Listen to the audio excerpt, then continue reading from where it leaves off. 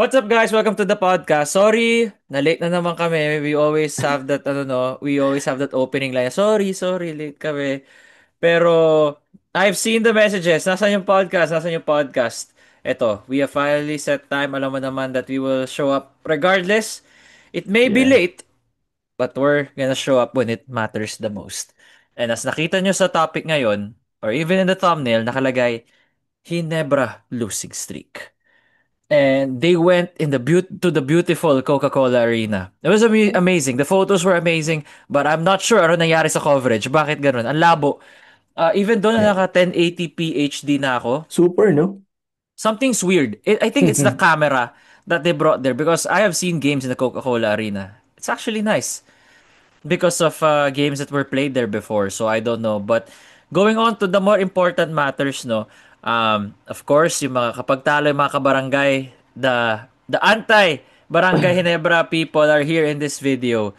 Kasi ikaw Grem, 'di ba? You told me yourself na when Hinebra loses, you don't watch the highlights or Yeah, you don't watch any discussion that involve talking about Hinebra. So in yeah. that loss, the 83-81 game against the San Miguel Beermen in a defensive first game, or at the same time, hindi sila saray sa arena, di ba? It takes, alam mo namang, kailangan mo sukatin yan eh. Yeah. Hence why it's also a low scoring game. Pero for you, ano ang pinaka naalala mo sa game na yun? Ano yung, pero usapan natin ang SMB Hinebra game. Ano yun? For me, it's yung SMB talaga just had a comfortable lead, and then they always had an answer to every Hinebra run. It wasn't even the best game of Junmar Fajardo. Mm-mm. If I'm being honest, 17 points, 16 rebounds. It's okay. He had good Ma- numbers. But we have seen a better Junmar Fajardo. We have seen better Junmar Fajardo outings. He was -7 also sa box score. I feel bad for those people na hindi napanood yung game because it was really a good game. Maganda. SMB, It was nice. yeah, SMB I think went up by as much as 14 points. Bumawi ka din Nebra in the third. SMB won again on a run. Tinambakan ulit nila Hinebra. Hinebra once again knocked on the door. It was a seesaw battle. Um, and it was, I feel very, very good dun sa mga fans sa Dubai. Kasi dami Pilipino dun eh, di ba? And then dandalin mo dun yung two of the most popular teams in the league. Man, they were treated. San Miguel had contributions from Perez, also Wami Chongson, by the way. I'm sad Mario is not here because I would have given Mohamed Wami. Chongson played well. He Yeah. had 10 points, 2 assists, a rebound, and plus 10. Yes, Tied for sir. most. So, when nandun siya, pag nasa floor siya, positive things were happening for Yes, SMB. sir. Especially nung Yes, pinapanood sir. ko kahapon, sabi ko, ang ganda nito ah. Ang ganda na pinapakita ni Yeah. Wami ah. That's right. One thing about Wami Chongson, just do not leave him open. If he's Mm. open, he's a knockdown shooter and he's gonna knock it down. Again, Mr. Manlutak, I wish you're here because I know you'll disagree. JM Calma, brother. Did he miss a shot? No, he did. He did miss one shot because it Five, felt four, like six, yeah. everything JM Calma threw up, even a jumper from just inside the 3-point line went in. So they got the contributions from people they were not expecting to contribute. Chris Rosales in the fourth was deadly. The three-pointers. Don Trollano, as usual, consistent. Geronting even scored 6 points. So they did a good job spreading the offense in a game na, alam mo yung mga normally out of town games nga, ano na eh, di ba? Parang yung focus mo is not really there. I mean, I don't know, but I'm just assuming Of na course, nandun yung kasi, vacation aspect, Graham. Nandun Mhm. yung, of course, it's Dubai, di ba? Ang dami Yeah, pwedeng yun gawin nga sa eh, di Dubai. ba? Yung parang, this is not even just a normal out-of-town game. This is an out-of-country game. Like, who knows, maybe a couple of those players, first time nila sa Dubai, for all we know, di ba? For And sure. so, we were treated, SMB started strong, and then from there, Hinebra just keep on chasing. But man, I am now convinced that Hinebra's offense has to go through RJ Barrientos. Like, Coach Tim Cone has to give him the license to have the ball and shoot whenever he wants. Mm-mm. Because in the third quarter, when they were making their run, it was RJ Barrientos taking the shots. Ay, hindi ko lang talaga maintindihan. Why do coaches keep keep on doing that, yung ilalabas mo yung player pag mainit, Kasi it masyadong, naisip ko dyan because meron na silang set idea. Okay, it's his time to matatanggal na siya sa rotation. Ay, not rotation. Ito na yung time niya para magpahinga. Di ba masyadong by the book na just yeah. because it's time to rest this player, ginagawa mo na. Hindi mo nire-ride it out as it should be. But I don't know, maybe Coach Tim has a short leash on RJ than what we're thinking. And he didn't even suck defensively. Okay Parang naman siya eh. The okay siya shooting was just kahapon. kinda 5 for 20 nga lang sa shooting I pero hindi mo rin agree. mapapansin. It's just that kailangan nila talaga ng someone to take on the shots, 'di ba? Kasi offense was hard to come by. Papansin naman natin. Yeah, the shots that he made, brother, are talagang mabibigat eh. Actually, all of his 5 field goals are three-pointers, man. Mabibigat. Mabibigat na I have not seen that. Lahat ng na-shoot niya is three-pointers. Wala siyang napasok na two-pointer. Which is really weird. But I am now, because if hindi mo pagkakatiwala kay RJ yung opensa, then he's not that good off the ball. He has to have the ball, di ba? Mm. And sa opensa ng Ginebra na wala si Justin Brownlee, he should be very effective having the ball. Live with the turnovers, live with sometimes the head scratching plays. But man, if you want to proceed with RJ Barrientos, make sure he's the main guy because he has that tendency, he has that capability. Now he's not as consistent as prime LA Tenorio or prime Mark Kagiwa, pero, I'd rather have him the ball and use his max potential than have Scotty the ball and si RJ will be limited. But man, that's my observation with Ginebra. I won't shit on Japet Aguilar. That guy played He good. played 20 well. points. He played well. Yeah, yeah. 20 The, points and 12. Plus 17. Say for a mhm. few plays na sabi ko, ginagawa nito. Yeah, ironic. Yeah, yun nga yung body language talaga ni Japet has Mm. always been my problem and Mario's problem din. But you cannot be mad when he scores 20 and gives you plus 17. What I cannot figure out is buong laro ko pinanood, Norbert he was contributing very well. And then minus 18 lang pala si Norbert. But um, it's it's a game that San Miguel needed more than actually, you know what? San Miguel was 0-2, di ba? So actually same lang pala. I was thinking San Miguel needed that game more, but actually Nebra is now down to 1-3. So they are in a tie for the 11th spot if if we're looking at the standings, which is not good for their chances. Now the schedule, other than Converge, because I'm not a believer of rain or shine.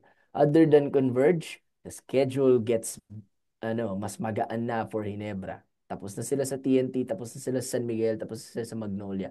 They only have Converge na talagang legit title contender. Other than that, they should be able to beat lahat ng mga kalaban nila. So, I'm not really that worried, but I think getting that twice to beat advantage is difficult for them. On the other hand, San Miguel now 2-2.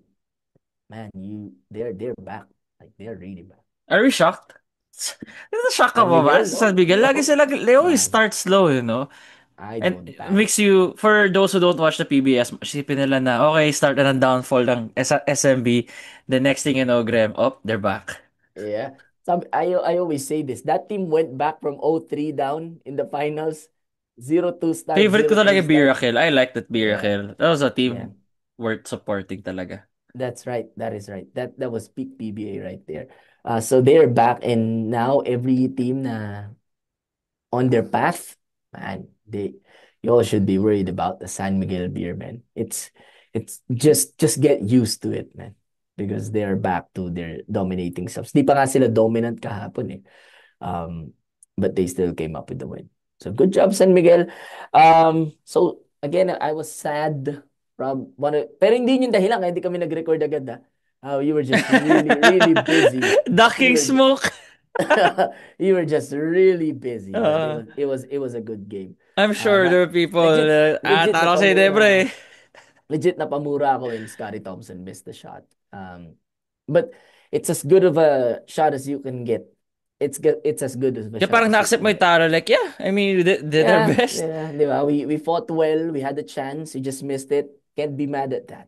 Now, do I did I want no a better ending? Yeah, but can always get that. So, We move on. Our next games should be easier, but one or Sino? three, man. Kami ata kalaban yung next eh. Wait lang. Sino ba kalaban yung next? Wait, who's the next Teka, opponent, teka, man? teka, teka. May schedule ako dito eh.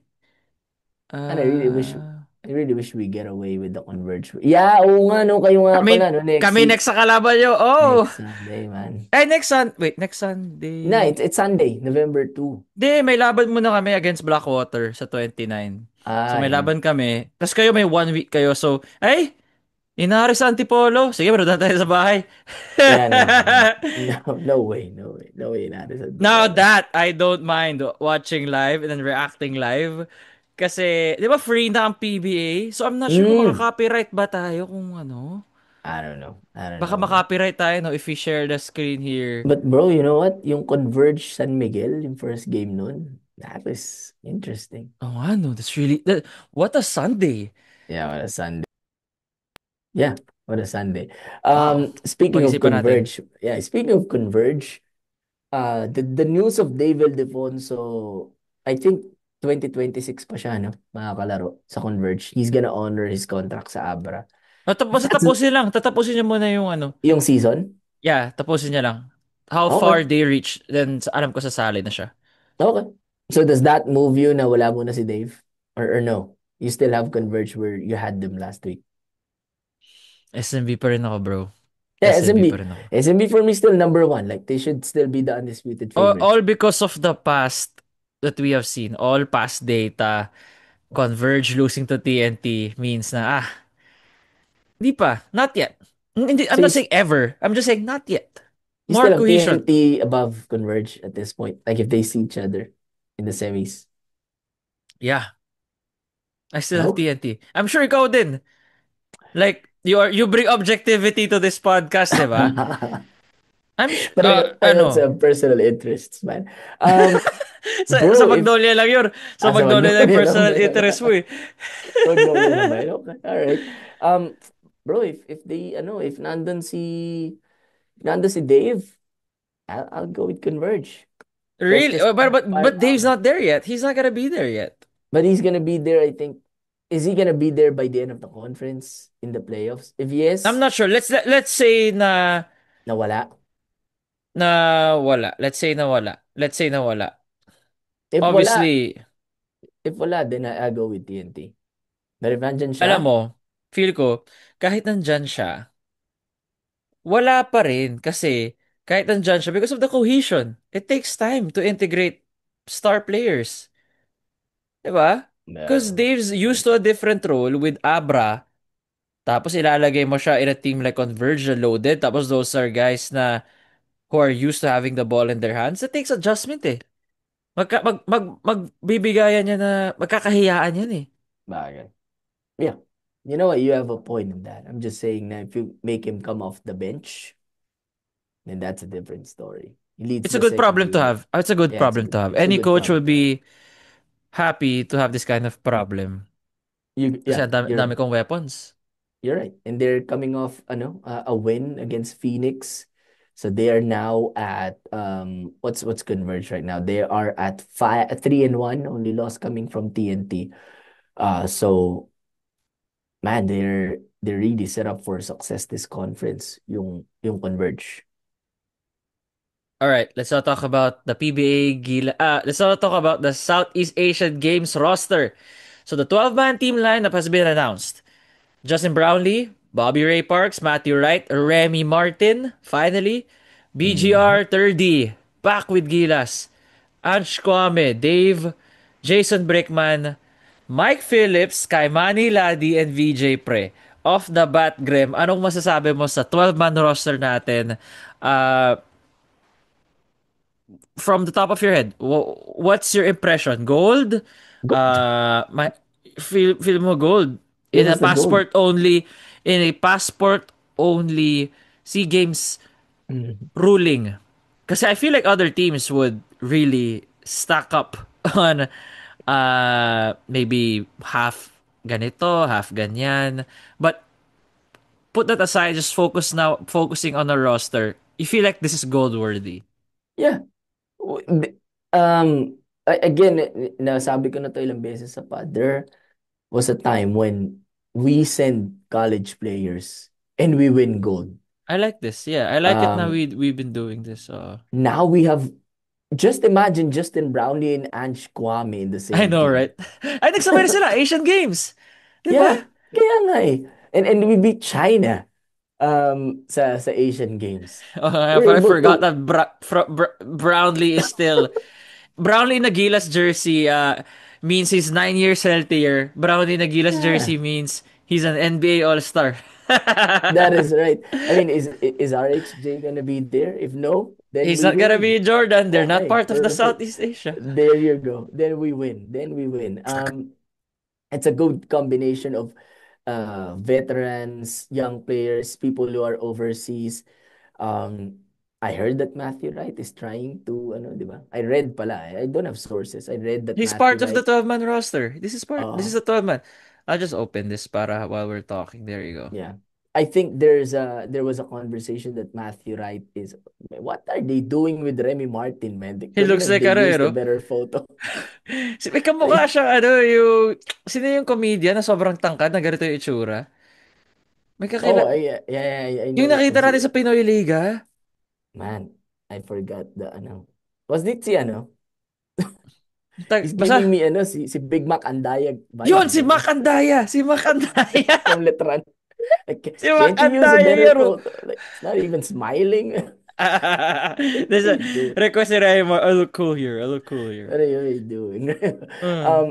But yeah, this is we get to see Jason Brickman repping the national team before going to the PBA. VJ Pre, it's been a while since that si VJ Pre. He's taking a break. Now he gets some reps. Kimani Ladi is not playing the best basketball right now, but it is what it is. We're gonna talk about him eventually. So this is a gold for me. Kaya lang naman tayo nahirapan last time. I think against Cambodia ba yun? Because you have like Uh, five Americans and they di just ba? convert. Like, Sobrang, that was stupid. Like, pero it made the whole thing much sweeter sa dulo. yeah, oo nga. I never thought I would watch a Southeast Asian Games gold with so much pride. Kasi 'di ba si Coach Mm-hmm. Chot ko coach noon tapos trash talk tayo ng Cambodia prior to that gold, 'di ba? Kasi tirambakan nila tayo eh, 'di ba? And Yeah. then coming to the gold game, pati ako hindi ako sigurado, sabi ko patay. O kakainin tayo ah. But It was you his know, last, ano eh, di ba? It was his last hurrah ni Coach mm-mm. Chot. Um, so, It was a good it last was, hurrah though. That was a good last hurrah. I like yeah, that one. he deserved that ending to say goodbye to the Mm. national team with the Mm. championship. Was it He did, after the World Cup ba? Before. um, that I Wait lang. remember. Yeah, that Southeast Asian Games 2023. 2023. It was Oh, it was from before. before the World It Cup. was before the World Cup in Ah, September. So, okay. So I mean, at the least, worst was still to come for for Coach would you Chot. say the worst though was still going to come? Kasi, I I mean, mean, did we you did our see the best ano? eh. We did our best naman sa World Cup. I would Yeah, but say na we did okay. Those are C plus games. C plus showing for the Philippines. yeah, but did you see the ano the comments from people, especially yung nakikita lang Because yung it's suit shot. and yeah, yun nga eh. Parang the It's not his worst fault. It's just comments because it's just were goes shot, 'di ba? Which is the unfair na rin. yeah, the worst comments were still about to come for Coach Chot, like Yeah. ba't pinili mo si Clarkson over Brownlee, what's your decision making, but again, I'm a fan of Coach Chot when he's not coaching against Ginebra, so I'm good with that. But this roster right here, this is gonna win gold, man. And again, these are most of these people are what we are missing sa PBA. So Dude, it's 30, just no? 30's back 30. with us after tapos na yung contract niya with Dubai. I think they stopped this contract Mhm. na or terminated this contract. But it's nice to see 30 in Gilas Yeah. again. Again, doon sa mga haters, bash nyo ulit para mawala ulit ng gana, di ba? That's, Kiefer Ravena, 30 Ravena, those guys are putting extra effort to wear the national team jersey. Tapos hindi yun ibabash na ibabash. And then pag wala, hanapin nyo si Kiefer. Oh, Kiefer Oh, would have been weird, no? di ba? Like, Weird, Kiefer would no? have been useful. So Sana weird. hindi kung ano na pinagsasabi mo, di ba? But yeah, we're gonna win. We're gonna win the gold in here. Um, yeah, we'll win a gold before Magnolia wins a PBA championship. Speaking of Magnolia, Yeah, in what the about right Magnolia before we end, in ano? in the rightful place, brother, at the top of the team standings at 3-1, coming off a dominant win against the actually not so dominant against Terra Firma. Hmm. Terra Firma gave them some skill, Parang but chill-chill lang sila. Chill-chill lang. yeah, cruise Kapa-kapa control, lang. Cruise control lang. cruise Hindi, they control. didn't put the gas, they didn't put the pedal on the, ano? They Pedal don't, to the metal, pedal to the pedal to the, metal. parang ano lang. Bakit tayo Nah, tuturbo? Baka may mapilay. Chill lang. that Chill is lang right. tayo. That's right. So I don't really give a flying eagle about that game. I was interested sa Titan Ross game, man. Oo. Yung 4-point shot ni Anton to to win the game for for Ross. Man, that was a silly foul. Ano ba 'yan yung 4-point shot ni Anton assist yun? Yes! That Sabi was ko, so what a silly. way to end kala ko okay na eh. And sabi ko, foul? Yeah. Bakit ang I aggressive na? Just play honest defense kung ganun. I get the idea parang kasi they're up 3. So when what do you call this? When you foul, they just shoot 2 free throws, di ba? So they can't Oo. beat you. Pero ang But galing man, ni you have to be Anton. careful. You have to be Careful careful ka when dapat. giving up those fouls. Oo. Now, that's really frustrating if you're a Titan, especially if you're Abueva, who, man, the resurgence of Calvin Abueva, it has to be talked about. Yeah, Di it ba? has to be talked Ni about. Calvin Oo. ngayon, main guy vibes and um taking over when he has to hit a four-pointer to extend their lead to 9. Kala ko dun tapos na, but um, I think I'm wrong with this team. This team has potential. Titan Ultra, they have potential. Eh, yeah, It looks pwede, like pwede. baka umiinom ng Titan yung mga player bago yung game to make them more energized or energetic. But man, um, they have been better than I thought. There are games though na parang what the heck is going on with Titan Ultra down 30 against TNT? Yeah, but it's TNT at the end of the day. So um I was just dumbfounded when with that foul. And if my team bus yung Titan Ultra, I think Tahimik sure pa. one player was left out of ano, of the venue Joshua because of Monzon. Joshua Monzon, man. You drive your own car, man. Drive your own car. Or mag-angkas ka pa Oh, uwi ito kasi pang angkas mo, di man lang pag group, di man pag grab, you angkas do mo. not deserve.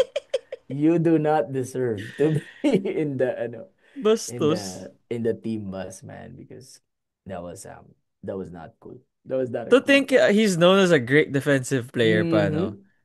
Mm-hmm. Mm-hmm. There's a reason Mario is not a big fan of Munson. He's also alright. I mean, di ba? Yeah, yeah. He passes Sucks. the eye test, but there are decisions na ginagawa niya na will make you scratch your head. Mm.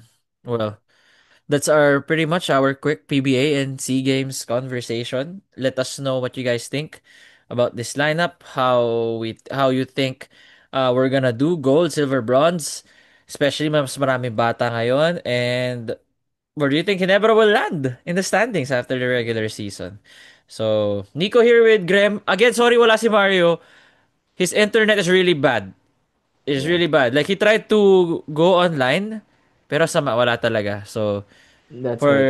the better of the show, para sa ikabubuti ng show, he Yeah, chose to not duck smoke dahil that natalo is yung right. Debra. Yeah, that's right. We all excuse me stayed late. Upset alert. Upset alert. This week PBA. Phoenix Mm. over Magnolia. Take Phoenix over Magnolia, man. Upset alert.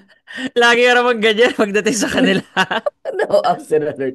I'm just saying, upset alert. Phoenix over Magnolia. Friday uh, night. all right, man. I mean, kuya na naisip. Okay. Yeah, see you guys next time. Peace. Adios, amigos.